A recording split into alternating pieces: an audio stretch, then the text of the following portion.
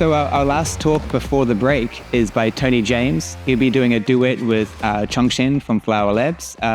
Tony James is Chief Architect for Space and Science at Red Hat.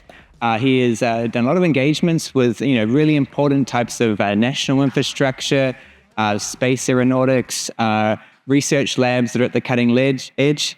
And I'm fascinated to hear what he's been thinking about, what he wants to share with us, and then see this collaboration that's emerging between him and Chong Shen. So thank you, Tony.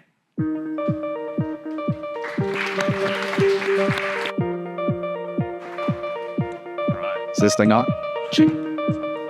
Okay, so as Nick mentioned, I'm Tony James. I'm a chief architect at Red Hat. The chief architect role at Red Hat is a global role. We have a number of us spread across the globe, and our role is essentially to engage in various industries, technology domains, and try to come up with some different hypotheses around how well our products fit the needs of the various different communities that we collaborate with, right? And so a lot of the stuff that I'm involved with involves massive scale. So I do a lot of work with the Department of Energy National Labs, where we're talking, tens of thousands of nodes working together to solve all kinds of creative problems, all the way to organizations like NASA, who are looking at really small scale compute devices and what kinds of challenges and problems that they can address with that type of hardware. Is there a clicker, or you just want me to hit the? Yeah. Okay. So I assume by show of hands, most people have heard about Red Hat, so I don't have to do like an intro about that. Okay. For those who aren't raising their hands, which is pretty much everybody, basically Red Hat's just a enterprise software company with an open source development model, right? So we play a lot in the open source community. And so the theme of this talk is going to be around, from the experience I'm bringing, how I'm seeing enterprises adopt large-scale AI initiatives and federated learning use cases, right? So keep that in mind, that this is more of like an enterprise-level talk. Organizations that care about uptime, stability, all those kinds of things, less on the research side of the house, while research is important. These first two slides I'll go through relatively quickly because I think Nick actually hit this when he first started the presentation. But I wanted to level set just to make sure we're all on the same page in terms of traditional machine learning and federated machine learning. So with traditional, right, we're essentially moving the data to a central location, typically where there's some massive compute farm, so that we can work with the data at that point in time. From an enterprise setting, when we talk about distributed enterprises, sometimes when we're dealing with petabytes of data, trying to move that data to the compute is not always feasible. And so that leads us to the federated learning model, where we essentially move the compute to where the data is through various different architectures and frameworks and things like that. And so as enterprises look to adopt artificial intelligence, to build these AI-enabled applications, to use federated machine learning frameworks, there are a number of challenges that I've seen in some of my engagements with these organizations. One of those things is that the infrastructure that powers whatever platform these organizations are choosing to use typically involves a lot of complex orchestration. So I mentioned earlier this concept of high-performance computing, right, where we're talking about supercomputers and things like that. It's easy to read some of these announcements about, like, hey, here's the next generation fastest exascale computer out at Lawrence Livermore National Lab, or some national lab just went live with the next gen system that they're working on. But what you don't see in these announcements is the amount of complexity that goes on behind the scenes to present petabyte scale storage to these systems, keep the systems online. A lot of these systems, regularly experience hardware failures. And so what you don't see is, yes, it's a massive system, but they have to deal with faults and all these kinds of things. And that leads to the system not always being available 100% of the time for some of these use cases that they're trying to solve. On top of that, as we look into organizations like in the healthcare space, academia, the national labs, anywhere where there's distributed kind of scenarios where collaboration is key, the other challenge that we see is, how do I securely share data between these various locations, right? In the case of like healthcare, it could be hospitals and national labs. That's pretty no-brainer there, or educational institutions. The traditional approach, from what I've seen, has been to, in a way, bridge networks. And so when you talk about connecting one organization's network with another organization's network, at that point, you've kind of expanded that organization's security boundary. And so there's a number of challenges associated with that in terms of additional firewall rules, auditing, all these kinds of things. And so we need to have a way to not open the security aperture to the point where an entire network is exposed, but when you need collaboration, only exposing the individual piece or application or workload that the organization needs to get access to collaborate with you.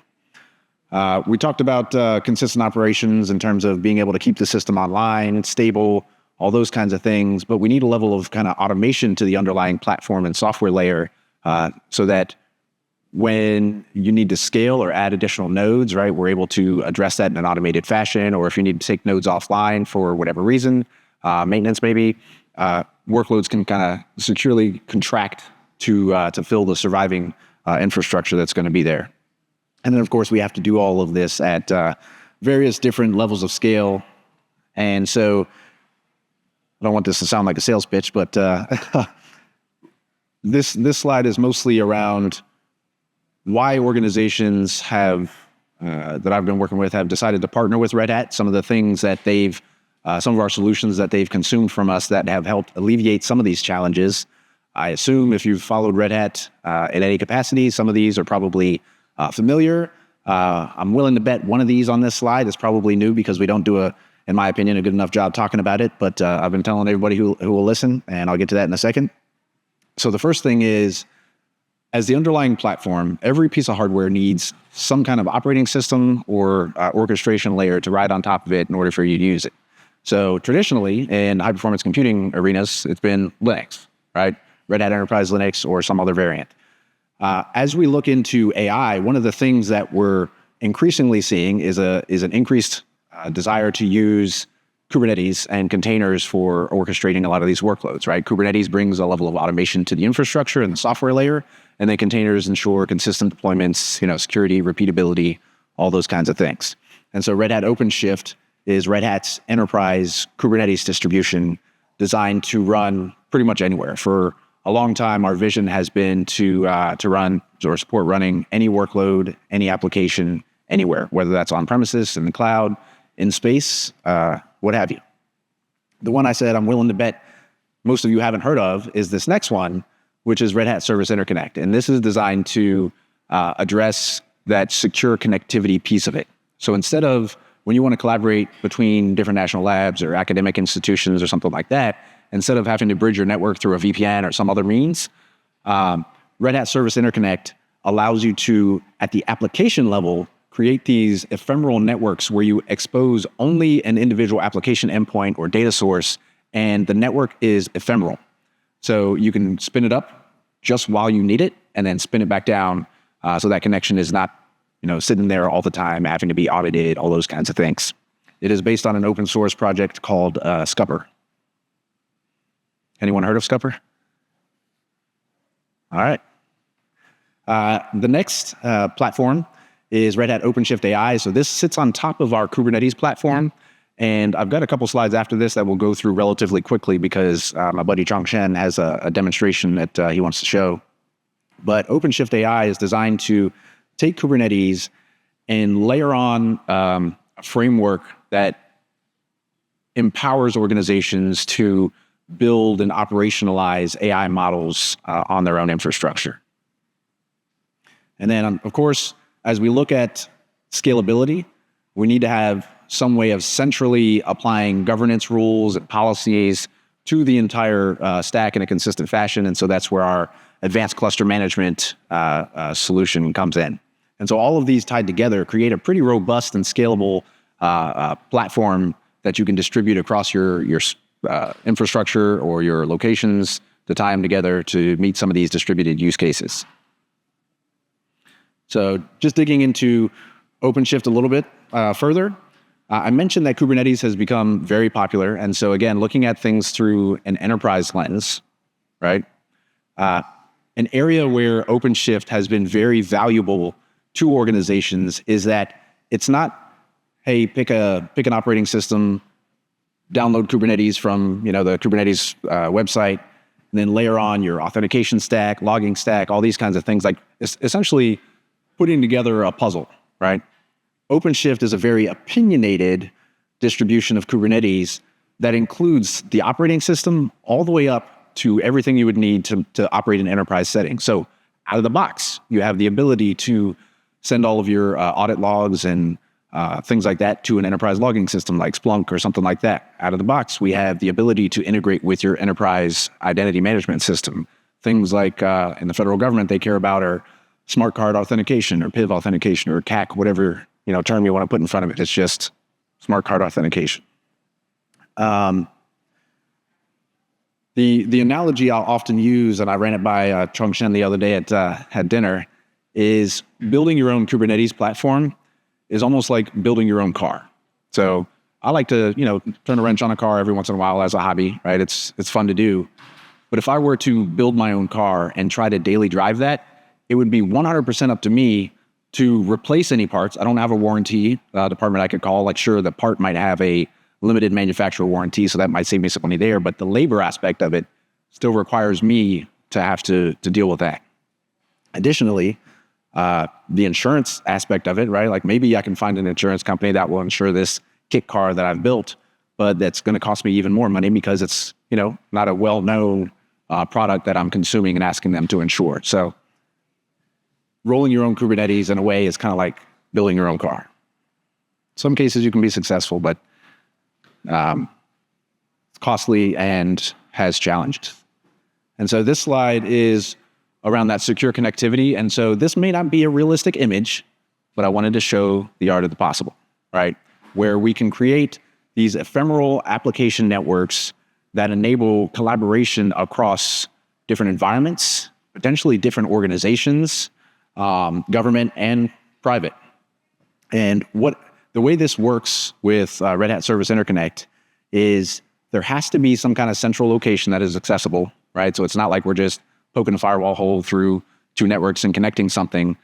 You can end up in, and the architecture I've been talking to Chong Shen about involves some of the Department of Energy national labs where they all have a common shared network amongst them. And one of the national labs ends up being the kind of the steward of that network, if you will. And so that would be, in this type of an architecture, the central hub where all of the others connect back to. And once you've established the connection, it is bidirectional. It uses MTLS, so it's a secure connection. And again, it can be established ad hoc and torn down as needed. From the OpenShift AI point of view, I mentioned with OpenShift, our vision has been any app, any workload, anywhere. With OpenShift AI, that vision kind of shifts to any model, any accelerator, anywhere, right? So I mentioned OpenShift AI rides on top of OpenShift, and it's designed to provide kind of like that GPU as a service functionality to your data scientists, your researchers, to have a platform they can go to accomplish, whatever kind of training use cases or model serving use cases they're interested in running. And so OpenShift AI, just like OpenShift is an opinionated distribution of Kubernetes, OpenShift AI is kind of like an opinionated AI platform designed to surface commonly used enterprise-ready applications and libraries and frameworks and things like that. And one thing I forgot to touch on earlier is in terms of why enterprises choose to collaborate with Red Hat, some of it is, we provide a consistent platform, a predictable platform, right? In the case of Linux, a platform supported for 10 years. In the case of Kubernetes, right, we put a life cycle around that too, so you're not upgrading every 6 months. But we go beyond that and also make sure that our platforms meet certain industry and government security regulations that are imposed through various laws, right? So things like Federal Information Processing Standards, or FIPS, PCI compliance. In the case of defense systems, being able to harden the system by applying disastigs and things like that. And so we take these open source components and put a Red Hat logo on it, package it up in a way that is consumable, and then we go through the process of ensuring that it meets whatever security requirements your organization is going to need. And the last one, and I can go through this one super fast, but that advanced cluster management for Kubernetes is really designed to just be that one place to go to manage your entire estate, regardless of location. Could be cloud, on premises, wherever, and apply a standardized set of policies and governance rules to your environment. And so with that, I'll turn it over to Chong Shen for a demo. And then after that, we'll probably have some time for questions. Awesome. This time, man. Cool. All right. Hey, everyone. I'm going to do a bit of juggling on my slides, so bear with me. Let's get that going. 1 second. All right. And we're ready to go. Okay. Hello, everyone, once again. Thanks, Tony, for the fantastic introduction and also the overview of all the Red Hat technology. So a lot of you, now would have known, and also based on what Tony has said, Red Hat are really the leaders in enterprise-grade support. So especially for containers and Kubernetes, they are, pretty much the go-to choice for a lot of enterprise users when deploying in critical applications, where security is crucial. So, for example, the container platform that Tony just ran through, the Red Hat OpenShift is one of the most widely used Kubernetes-based platforms in the enterprise, and that's really built to deliver security, scalability, and compliance out of the box. Right. So, quick intro of myself. I'm Chong Shen. I'm a research engineer here in Flower Labs. I'm one of the contributors to the Flower framework itself. So I built the framework. So I work a lot with open source users and also enterprise users such as yourselves to try and deploy Federated AI for your use cases. Because I work a lot with different types of industries, whether it's a greenfield trying to get started, or also more of like some brownfield deployment where there's some existing infrastructure and you're trying to get things going. Right. So just to set a bit of context, when we designed Flower for production readiness, for Federated AI, we asked ourselves, what would it take to meet enterprises where they already are?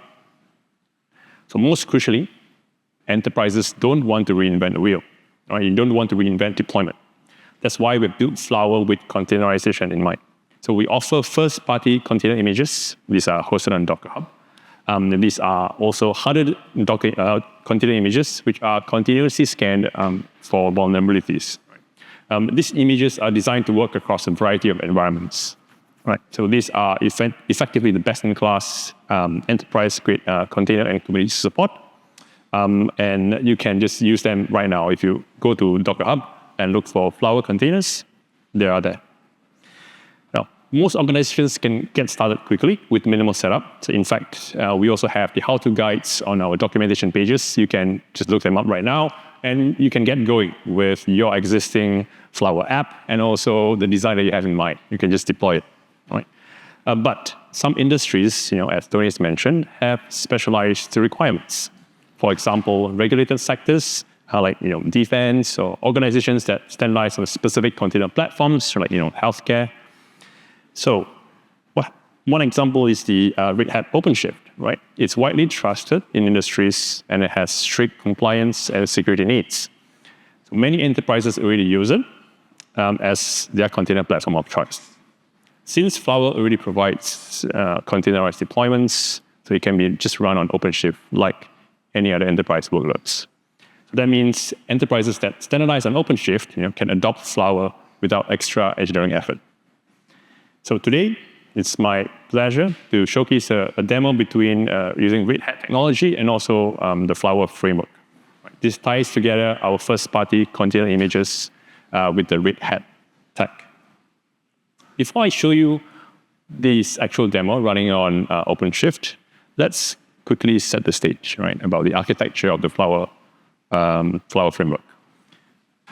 Let's say you have these three data centers or three data sources, and you want to hook them up. You want to try to train a better AI model to gain some insights to produce something, to produce prediction, produce an inference, right? So what you need to do is to establish what we call supernodes. These are long-running services that sit at the data source itself. So the data owners have full control of the supernodes. And these supernodes are continuously receiving or pinging for instructions to run a workload on the data source. The second component that you need is the superlink. The superlink is also another long-running service, and this is, you can think of it as the orchestrator. It receives a set of instructions from a user to run a specific workload, and then that gets scheduled. And the supernodes will then pick up these instructions and run, whether it's a training, evaluation, or query. In this demo I'm going to show, I'll run this infrastructure of the superlink and 3 supernodes in Red Hat OpenShift. This is what you'll see. Exactly this. The other part that you need is the user, right? Like how is the user going to interact with this Flower Federation? So for that, you would have the Flower CLI. So when a user wants to run Flower workloads on a deployed Flower Federation, you can use the Flower run command, for instance. So using the Red Hat OpenShift AI, we're going to host a workbench that ships with Flower pre-installed, and the user can just interact via the workbench itself and execute the work. All right, this is now time for the demo. I'm once again going to do a bit of juggling of my slides. So give me a second. I'm going to duplicate my slides just for completeness. Let's see. Duplicating now. Okay. So the first thing that I'm showing you right here is the Red Hat OpenShift service, and I've used AWS just for simplicity. So in this OpenShift service itself, you'll see a lot of options here that enables admins to deploy the federation. The most important thing that you should keep in mind is you can check the pods that you run. Sorry, pods are really the Kubernetes language for running a specific process. So in this instance, if I click into pods, you'll see that I've already deployed, this is a little bit more, 1 superlink and 2 supernodes. Okay. So this is pre-existing components that I've just deployed, just to show that it's running. So let me show you how easy it is to add a third supernode to this deployment. So what I'll do is, I will go to create a pod. See that? There is a default manifest that's appearing over here, but I've already copied over one from before. And if I paste it, so this is a simple manifest. You can in fact get it from our open source documentations. You can just look at it, and this is a slightly edited version of it. I call it supernode number 3, and it pulls in our container image version 1.22, which we released 5 days ago. And then there are some additional arguments, and these are just the Flower arguments to actually execute the supernode. With all of these, we also configure the pods and also some volume mounts. And I just hit create. So give it a couple of seconds, and hopefully you see the pod scaling up to 1. And then if we check the pods, you can see that it's running. Let's dive into the pods and see what's happening there. We'll go to the pods, check the logs, and great. We have now a supernode. It is connected. We don't see any warnings or errors. So that's great. That's perfectly running. So now we have the architecture that I've shown earlier. 3 supernodes connected to 1 superlink. Let's look at how the Flower user would interact with this federation. For that, we'll drop into Red Hat OpenShift AI. So as Tony mentioned earlier, Red Hat OpenShift AI is a multi-tool, right? Multi-tool for AI engineers. And one unique thing about it is you can create a workbench. And a workbench, when you launch it, it will drop you in, after authorization, it will drop you into a very familiar interface, which is based on JupyterLab. And that's fantastic. So let me just clear this up. The scientist in me says that, oh, great, it's a super familiar interface. I can work with my machine learning workloads. And the beauty of it as well is it sits within the Red Hat stack, which means I know that's interoperable under the network layer. Now, I mentioned earlier that the workbench came pre-installed with Flower. We can check that with Flower version. Let me zoom in. And great, we have Flower version 1.22, as we have seen earlier as well. I just want to match the Flower versions. Now, if you want to work with the Flower app, you don't really have to write it from scratch. Right? We have the Flower new command, which helps you create one of the Flower apps from a pre-configured templates, so you can get up and running out of the box very quickly. So clicking on Flower new, you're prompted with a series of questions to provide an app name. Let's just say I call this SF demo. And they ask you to provide your Flower username. I just call it Flower Labs for now. And you're given many choices over here. So for the sake of simplicity, I'm just going to choose NumPy as my framework. And once I hit that, if I refresh this, you should see that the SF demo app, as well as the embedding code, all the codes within the app has been generated. And that's great, that's fantastic, right? So you have pyproject.toml, which organizes your dependencies, and it also tells you how you want to configure your Flower workloads and your apps. And there are some details about how to connect to the Superlink. Now, since I've already deployed the Superlink earlier in Red Hat OpenShift, I can now configure this to point to that Superlink. What I do is I will just copy a couple of lines. The first line I'll copy is I'll create a new section here under the pyproject.toml. That's just a table that defines a new federation called remote. I will give it the address of the Superlink, and this will be the Superlink service because I gave it a name, and it's also a service, and it's running on port 1993. The last one is simply insecure or equal to true. Now, this is just a simple flag that we use right now just for demonstration purposes. Of course, in production, you want to enable TLS connections, and all of these can be enabled, and also use the interconnect, and the Red Hat interconnect service, which runs on mutual TLS. So that's the first step. You configure the pyproject.toml to point to the federation that you want to run against. The next thing is, let's take a look at the app. Right? In the app itself, you're given all the familiar Flower layout that you have seen before. So this is really not something that you can just do out of the box, right? If you install Flower in your own machine right now, you work with the apps, this is exactly what you will get, right? Nothing new. We can make some changes to it. Let's just say I'm going to comment these 3 lines out and save it, and let's just see what happens when you run it. Okay, so let's take a look. The first thing you want to see is it would be nice to actually compare the outputs of this and take a look at the logs. So what I'm going to do is I'm going to tile this, and I'm going to hide this. All right.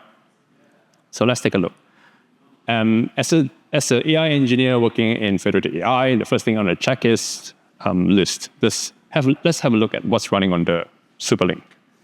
I will go Flower list, point to the, I got to make sure I'm in the app itself first. So I will cd to the SF demo app. I will then list the runs that's on this federation running in this app. That's a dot. And I point it to the remote federation. So as you can see that there is actually some detail over here. And in fact, I ran this at 4 a.m., probably at 4 a.m., a bit jet lagged. But yeah, there is one run that has really existed. Now let's try and execute a run on this. So what I'm going to do is do a Flower run. I point it to the app. I point it to the federation that I want to run, which was remote. And also I can stream it. And I hit go. So with that going, you can see now the supernode that I've deployed earlier in Red Hat OpenShift has picked up this message and started the computation in a supernode. So we have an interaction between the OpenShift AI instance where a user submits a run, and also the OpenShift deployment itself, which hosts the infrastructure for running the components. So that's great. So the engineer in me says that it's fantastic that this underlying infrastructure can handle deployment components so well. And the scientist in me just says, this is fantastic. I don't have to worry about the infrastructure so much. Okay. Now, doing a switch one more time. Oops, it is over here. Okay, with that, I'm going to conclude on this slide. Is that going to work? No. And that's a wrap. It will work. And it's a wrap.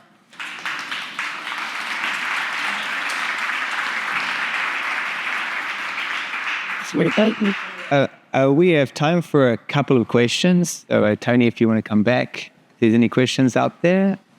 I guess I would ask one question to both of you, and that would be, which application of this sort of combination of technologies do you think is sort of most exciting to you? Maybe Tony first, and then Chong Shen next. Yeah, sure. I think, going back to the security angle, I think what Chong Shen demonstrated shows the power of having a secure platform that also allows you to adopt these new and innovative technologies and use cases and things like that, right? Like oftentimes organizations think of security requiring trade-offs in their ability to adopt new and emerging technologies and things like that. And what you've seen is that in partnership with the folks at Flower Labs, we created a demonstration that enabled this federated framework to run on top of what's essentially an ordinary Kubernetes cluster with some, security wrapped around it, and all those kinds of things. And so I think to meet the regulated industry requirements of like healthcare, financial services, all those kinds of things, I think we've shown that this is a pretty compelling solution, at least in my perspective. Hopefully yours as well. Great. Absolutely. I think all the use cases that sits on critical infrastructure, where there's really deployments, pre-existing deployments, all of this can really benefit from it. So really anything sensitive related to sensitive pieces of information, like, defense, aerospace, or like healthcare and life sciences, all of these are super relevant. Great. Yeah, well, thank you so much. Thank you. So,